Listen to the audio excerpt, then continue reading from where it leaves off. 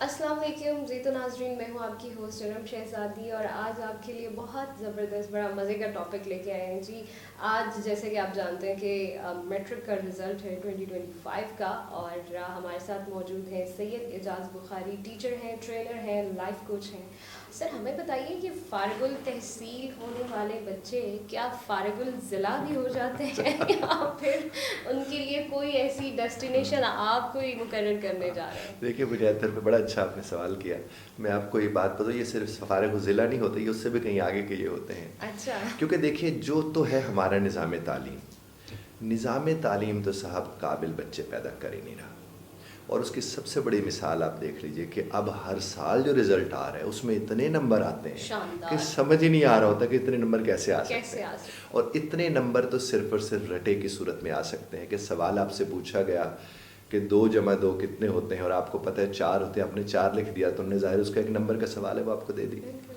अब ये जितने बच्चे इतना ज़्यादा तादाद में इतने ज़्यादा नंबर लेकर जब वो माशरे का हिस्सा बनते हैं किसी न किसी एतबार से, तो नंबर उन्हें इतने लिए होते हैं, समझ उन्हें उतनी नहीं होती जितने उनके नंबर होते हैं। बिल्कुल और ऐसा। समझ से यहाँ मुराद मेरी मुआशरती समझ है। हम्म। बाकी तो आपको पता है जो सबसे बड़ा अलमिया ये है कि ये सब के सब सिर्फ रटे का नतीजा है। ये जितने भी बच्चे हैं इन्होंने रज के रटा लगाया है। इनके वालिदैन से आप पूछ रहे हैं, आज पता नहीं बहुत बहुत से घरों में मिठाइयाँ भी बट रही होंगी, ज़रूर बिल्कुल खाएं, ऐसा। अच्छी बात है, ध्यान भी रखना चाहिए। लेकिन मैं आपको एक बात अर्ज़ करूँ, आप देखें कि उस बच्चे से सबसे पहले जिस घर का वो बच्चा है उसे क्या फ़ायदा हो रहा है। जब इस सवाल का जवाब माँ बाप ढूंढ लेंगे उन्हें समझ आ जाएगी कि उस तालीम का भी जिससे वो नंबर लेकर बैठा हुआ है। अगर उस घर को उससे कोई फ़ायदा नहीं हो रहा तो ना उससे मुल्क को फ़ायदा होना है, ना किसी और को फ़ायदा होना है, ना मुआशरे को फ़ायदा होना है। और इसमें कोई कसूर इस तरह से नहीं, कसूर उस निज़ाम का है जिसका वो हिस्सा है। और इस निज़ाम के अंदर बड़ी वाज़ेह तौर पर यह बात मौजूद है कि आपने किसी का लिखा हुआ आपको साहब खड़े होकर पढ़ाएंगे, उसके ऊपर किसी और का लिखा हुआ याद करवाएंगे और उस याद की को मुंतकिल करके आ जाएंगे और फिर आपके 10-15 नंबर ही कम आएंगे, बाकी सारे नंबर आपके ठीक आ बाकी सारे जाएंगे। नंबर। और यहाँ तक कि मैं आप एक बात और भी अर्ज़ करता चलूँ कि पूरी दुनिया में जो मश्क है, पूरी दुनिया में मश्क कराई जाती है। ये जो मैथ्स होती हैं हमारे यहाँ वो भी पढ़ाई जाती है। तो जो चीज़ दुनिया में कराई जा रही है और हमारे यहाँ वो पढ़ाई जा रही है तो आप उसके मुतालिक क्या नतीजा निकाल सकते बिल्कुल हैं। ऐसे। तो ये मैं डीमोटिवेट नहीं कर रहा उन वालिदैन को या उन बच्चों को जिन्होंने बहुत ज़्यादा मेहनत की है, याद करने की मेहनत। बिल्कुल। चले ठीक है, जो भी हो गया सो हो गया। अब तो जो होना था वो हो गया। अब तो अब जब वो होना था वो जिस हो गया। दुनिया का वो हिस्सा बनने जा रहे हैं, वो आगे जाकर ज़ाहिर फर्स्ट ईयर सेकंड ईयर करेंगे, बिल्कुल मुख्तलिफ शोबे हैं बिल्कुल और ऐसे। बहुत से शोबाजात अब आ चुके हैं। तो बच्चों को चाहिए कि वो उस शोबे की तरफ उन्हें जाना चाहिए जो AI से जुड़ा है या आपकी जो नई जितनी भी टेक्नोलॉजी आई है वो उसके साथ जुड़ेंगे और उन्हीं सब्जेक्ट्स को लेकर अभी से वालिदैन अपने बच्चों से कहें कि बेटा ये 2 बरस जो तुम्हारे हैं, इन 2 बरस में ना सिर्फ तुमने पढ़ना है बल्कि तुमने कमाना भी शुरू कर देना है। बिल्कुल तो सर। अब ये तुम ढूंढो और तुम्हारे वो असातिज़ा जिनके यहाँ तुम पढ़ने जाओगे, जिस इदारे में तुम दाखिला लोगे, ये उसके जहन में बिठाएं। क्योंकि जब वो खुद कमाएगा, बेशक वो ज़ाय भी करेगा तो अपने ही पैसों को ज़ाय कर कर वो सीख चुका होगा। लेकिन अगर आप उसे किसी ऐसे सब्जेक्ट में दाखिला दिलवा देंगे जिसमें से 4, 6, 8, 10 बरस करके उसके बाद 10 बरस वो पढ़ेगा और वो जिस तरह पढ़ेगा वो उसी तरह ही पढ़ेगा जिस तरह उसने 9th 10th में पढ़ा था। उसके बाद जब उस माशरे का हिस्सा बनेगा उसे नौकरी मिलेगी नहीं। वो ढूंढते ढूंढते जब नौकरी मिल जाएगी तो बाकी उसकी सारी ज़िंदगी उस नौकरी को बचाने में गुजर जाएगी। तो बेहतर ये है कि अपने बच्चों को कोशिश करें वो वाली तालीम दें जिस तरह मेरे अली का फरमान है, मेरे नबी करीम सल्लल्लाहु अलैहि वसल्लम को भी ये फरमान है कि आप अपने बच्चों को उनके दौर के मुताबिक तालीम दें। तो चूँकि आज का ये दौर IT से जुड़ा हुआ दौर है तो IT से जुड़ी चीज़ों की तालीम देनी चाहिए। लेकिन एक बात इसमें सबसे अहम वो ये कि आप अपने बच्चों को अंग्रेज़ी ज़बान ज़रूर सिखाएं। चूँकि जितना भी नॉलेज अब आपके पास आ रहा है वो अंग्रेज़ी ज़बान के ज़रिए ही पहुँच रहा है। इसको स्टेटस का हिस्सा मत बनाएं, इसे ज़रूरत का हिस्सा समझें। आपका बच्चा अगर अंग्रेज़ी में लिख सकता है, पढ़ सकता है, अंग्रेज़ी में बात कर सकता है तो वो बहुत तेज़ी से और बहुत जल्दी कमा सकता है अगर उसके पास कोई भी स्किल उसने सीख ली है। और फिर अभी क्या हो रहा है, मैं आपसे अर्ज़ करूँ, अभी जो चीज़ हम जिस चीज़ को देख रहे हैं कि बच्चे स्किल सीख लेते हैं और जहाँ जाकर उन्हें कमाना है, किसी अंग्रेज़ से बात करनी, यूरोप वाले किसी आदमी से बात करनी, अंग्रेज़ी में बात करनी है, उसे अपने ग्राहक की समझ नहीं आती, ग्राहक को अपने काम वाले की समझ नहीं आती, क्लाइंट की और उनके दरमियान बात नहीं हो पाती। नतीजा क्या निकलता है, फिर कोई और उन्हें हायर करता है, वो उसे 50,000 देते हैं और वहाँ से वो 10 लाख का प्रोजेक्ट उठा लेता है। बहुत खूबसूरत आपने नुक्ता उठाया सर। बिल्कुल आपने कहा कि अंग्रेज़ी ज़ुबान जो है वो सीखनी है। अच्छा चलें इसी की तरफ आ जाएं, क्योंकि सवालात तो बहुत उठ रहे हैं और देखने वाले जो हैं उनके दिल में भी और दिमाग में भी सवालात बहुत आ रहे हैं, क्योंकि नौकरी, वालिदैन, करना क्या है, मैट्रिक, ये मेरे ख्याल में एक पुल समझी जाती है हमारे तालीमी निज़ाम में कि आपने 10 जमातें पढ़ ली तो आपने एक पुल जो है वो क्रॉस कर ली।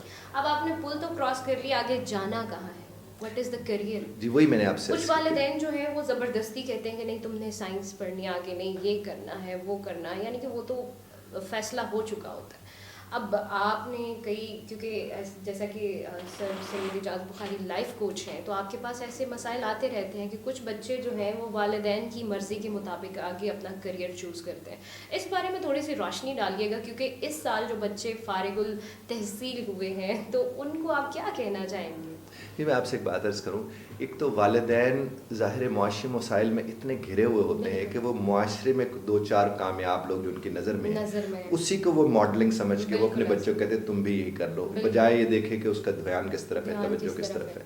फिर ये कि बच्चों को बचपन से फ़ैसला करना नहीं सिखाया जाता। जिस तरह उनके वालिदैन दूसरों के फ़ैसले की भेंट चढ़े थे, इस तरह उन्हें भी दूसरों के फ़ैसलों की भेंट चढ़ा दिया जाता है। बेहतर बात तो ये कि करियर काउंसलर्स जो हैं उनसे रब्ता करे वालिदैन, ख़ुद भी एजुकेट हों, अपने बच्चों को भी जाकर साथ ले जाएँ, एजुकेट हों, बच्चों के जाकर उस तरह के टेस्ट, वो जो एप्टीट्यूड टेस्ट्स होते हैं वो करवाए जाने चाहिए कि इनका ध्यान किस तरफ है, और फिर जिस बच्चे का जिस तरफ ध्यान है उसे वो करने दें, वो अपना फ्यूचर किसी न किसी तरह उसमें बना ही लेगा।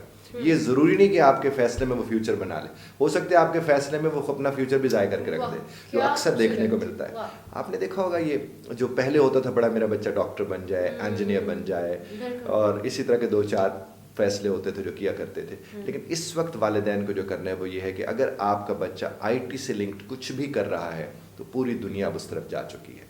तो अगर वो आईटी की तरफ आप अपने बच्चे को लेकर जाएंगे, आईटी के लिंक्ड कोई भी फील्ड, बहुत से जैसे डेटा साइंसेस के हैं, बहुत से और ऐसे हैं, अगर आप उसे वो कराएं और उसके दिमाग में ये डालें कि बेटा ये 2 बरस तूने पढ़ना भी है और कमाना भी है, कमा के भी हमें दिखाना, ये सबसे अहम है। उससे जो भी कराएं उसे बेटा तू कमा के हमें जरूर दे, तो उससे फर्क पड़ेगा। बिल्कुल बिल्कुल सर, ये कितना अहम है जितना आपने कहा कि कमा के, क्योंकि कुछ जो है वो बच्चे बस वो यही कहते हैं कि हमें सब कुछ बना बनाया प्लेट में मिल जाए। और मैंने देखा है कि अगर हम फॉरेन कंट्रीज़ में देखें तो वो मैट्रिक 9th क्लास से बच्चों की ये मशक कराना शुरू कर देते हैं कि उनको जॉब पे खड़ा कर देते हैं। ऐसा ही, इसलिए वो इंडिपेंडेंट होते हैं ना।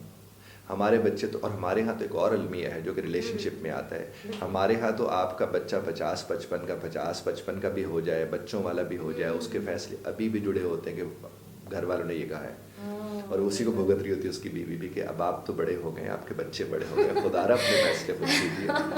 ये अक्सर देखने को मिलता है। तो हमें, और दूसरी बात देखिए वालिदैन के साथ मोहब्बत और अकीदत, इस पर तो कोई सवाल ही नहीं है, तो होनी चाहिए।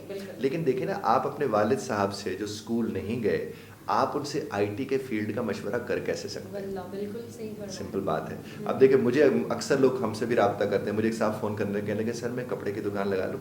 अच्छा। मैंने कहा यार मैंने तो कभी नहीं लगाई, मैं तो इसके मुतालिक कोई राय नहीं दे सकता, किसी कपड़े वाले से जाकर बात करो। कहते सर आप बिज़नेस के मशवरे देते हैं ना, ये बात करते हैं।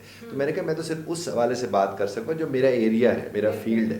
तो आपको भी ज़ाहिर है इस एतबार से एहतराम में कमी मत लाएं, लेकिन ये ख्याल ज़रूर। बिल्कुल, और ये आपने बहुत ज़बरदस्त बात की, और मैं समझती हूँ कि ये हमारे टीचर हैं, ट्रेनर हैं, असल में हकदार हैं कि जिस फील्ड में वो उनका कोई है नहीं, उनका कोई तजर्बा नहीं है, तो उस हवाले से वो उसके बारे में मशवरा भी नहीं दे रहे। सर ये इतनी ऑनेस्टी की बात है, I really honoured that I am your student also. मुझे बहुत खुशी है कि मैं एक ऐसे उस्ताद की स्टूडेंट हूँ, तालिब इल्म हूँ कि जो मशवरा देने में भी ख़यानत नहीं करते। तो बहुत खूबसूरत बात, एक इंसान को बिल्कुल ऐसा होना भी चाहिए।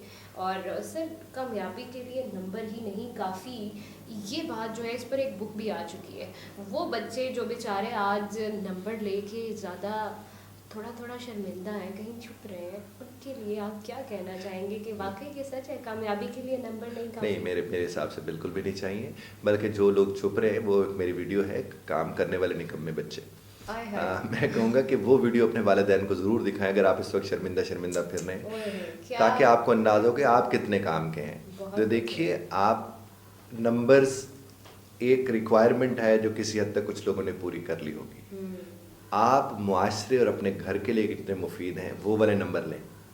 अगर आपने वो वाले नंबर ले लिए तो उनका मुकाबला किसी और नंबर के साथ नहीं है। और अगर आपके पास वो वाले नंबर नहीं है तो बेशक आप पूरे के पूरे नंबर लेकर भी बैठे ना, तो साहब ना आपसे पहले आपको फ़ायदा होगा, ना आपके मुआशरे को होगा, और ना आपके उस मुल्क को होगा। सर मुझे अच्छे से याद है कि जब मैंने मैट्रिक पास किया था तो मेरे बहुत अच्छे मार्क्स आए थे, नो डाउट। लेकिन जिनके अच्छे मार्क्स नहीं आए थे और अगली क्लास में मेरे नहीं आए तो हम चुपते फिर रहे थे, और वालिदैन को आज आपको इस मौके पर जो है वो गाइड करना बहुत ज़रूरी है कि वो उनको थपकी दें या फिर उनको नहीं, बहुत बहुत अच्छा। हमारे यहाँ तो खैर ये होता है। हाँ। ऐसा नहीं, मैं आपको बताऊँ, शायद हिंदुस्तान में एक साहब ने, उनका बेटा फेल हुआ तो उन्हें रज के उसका वो जश्न मनाया, और इतना बड़ा पैसा उन्हें, मैं Oh वो my God. साउथ इंडियन थे सच शायद, में? हाँ, और इतना बड़ा जश्न उन्हें मनाया और सब लोग हैरान कि उनका बेटा फेल हो गया। तो उन्होंने सब दुनिया को ये बताया कि आप कामयाबी को जिस तरह मनाते हैं मैं उस तरह नाकामी को मना रहा हूँ। मैं अपने बच्चे का बताना चाहता हूँ कि नाकामी भी इस मुआशरे का हिस्सा है, वाह। और आप अगर अपने बच्चे को बहुत डांटेंगे तो आप उसे बता रहे कि कोई नाकाम हो ही नहीं सकता। आप अपने आप से कभी पूछ कर देखें, जितनी भी आपने ज़िंदगी गुजारी है, आपके कितने फ़ैसलों में आप कितनी दफ़ा नाकाम हुए होंगे, कितनी दफ़ा कामयाब हुए होंगे। तो आप अपने दिल से पूछिए और अपने उस बच्चे का ढेर से ढेर ख्याल रखिए, क्योंकि अगर आप उसका ख्याल नहीं रखेंगे तो आपको पता है आपके डांट टपट से बच्चे को समझ नहीं होती और फिर वो हादसात का सबब होता है। और इस तरह के बहुत से हादसात देखने को नसीब होते हैं। मत ऐसा कीजिए, अपने बच्चे को कहिए बेटा तूने 2 नंबर लिए हैं, 5 लिए हैं या 7 लिए हैं, तूने मेहनत की, अल्लाह ने तुम्हें इतने नंबर अता किए जो तेरा हक बनता था, और अपने इस हक के साथ रहो। और अगर तुम्हें लगता है कम नंबर है तो अगली दफ़ा मेहनत करके ज़्यादा ले लेना।